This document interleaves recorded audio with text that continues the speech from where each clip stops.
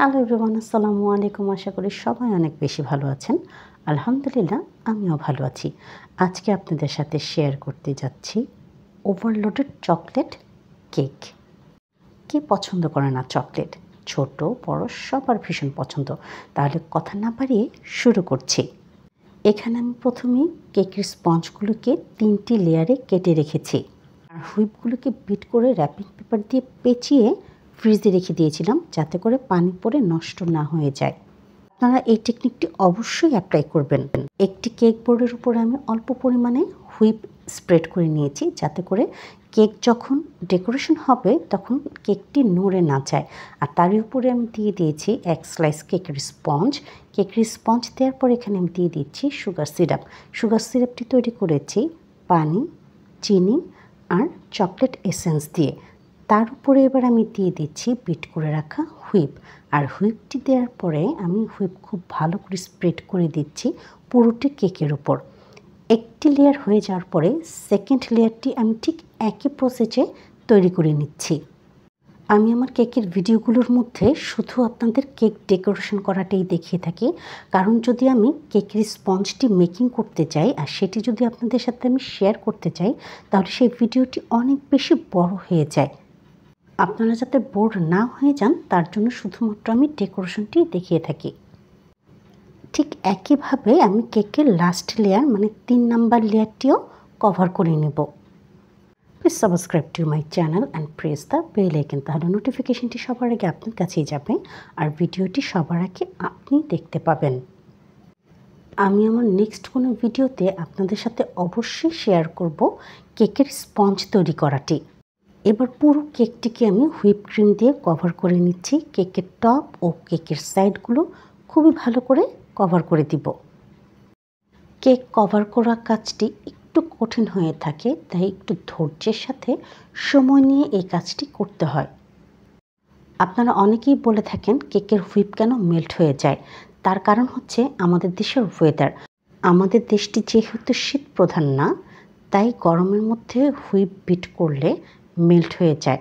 তাই জন্য এই হুইপের কাজ করতে হলে বা কেকের কাজ করতে হলে আপনারা অবশ্যই এসি রুমে কাজ করবেন। আর যাদের আমাদের এসি রুম নেই, আমরা এসি রুমে কাজ করতে পারি না, তাদের জন্য সহজ সমাধান হচ্ছে এই হুইপের মধ্যে আপনারা জেলেটিন অ্যাড করে দিবেন। তাতে করে আপনার হুইপ মোটেও মেল্ট হয়ে যাবে না। আর যদি আপনারা জেলেটিন ইউজ করতে নাই চান, তাহলে এর মধ্যে হোয়াইট চকলেট গানাশ অ্যাড করে দিবেন অল্প পরিমাণে, তাহলে দেখবেন আপনার হুইপ মোটেও মেল্ট হয়ে যাচ্ছে না। কেকটি ফ্রস্টিং করা হয়ে গেলে অন্তত 30 মিনিটসের জন্য রেখে দিতে হবে ফ্রিজে, তাতে করে খুব ভালো করে সেট হয়ে যাবে। এই পর্যায়ে পুরো কেকটিকে চকলেট গানাশ দিয়ে আমি কভার করে দিব। আর চকলেট গানাশ দিয়ে কভার করার পরে আমি কেকটি সেট হওয়ার জন্য ফ্রিজে আবার রেখে দিব অন্তত 30 মিনিটসের জন্য। Please to like, comment, share more and more, তাতে করে আমি অনেক বেশি মোটিভেট হয়ে যাই। আমার ভিডিও বানানোর আগ্রহ অনেক বেশি বেড়ে যায় আর সেই ভিডিওগুলো আমি আপনাদের সাথে শেয়ারও করতে পারি। এবার কেকের টপে আমি M1 নোজেলটি দিয়ে রোজ তৈরি করে নিচ্ছি।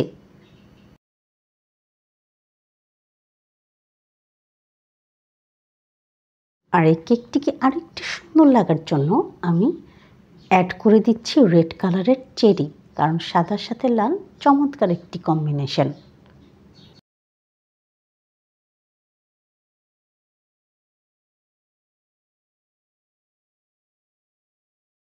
আর ফাইনালি এখানে আমি অ্যাড করে দিচ্ছি চকলেট টপার, তাতে করে কেকটি দেখতেও অনেক সুন্দর হবে আর খেতে তো আলহামদুলিল্লাহ খুবই মজা হয়ে থাকে।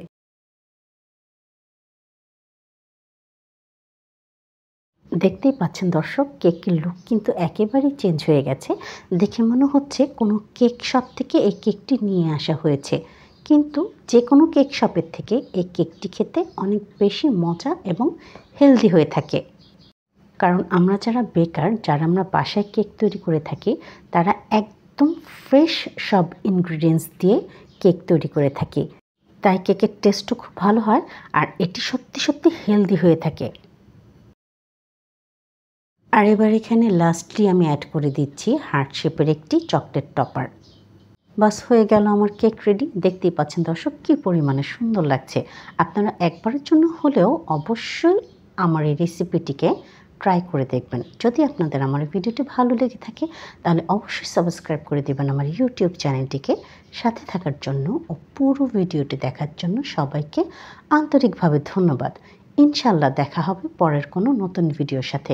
ততক্ষণ তিন্নাস কিচেনের সাথেই থাকুন, পাশেই থাকুন, সাপোর্ট করুন। ধন্যবাদ সবাইকে।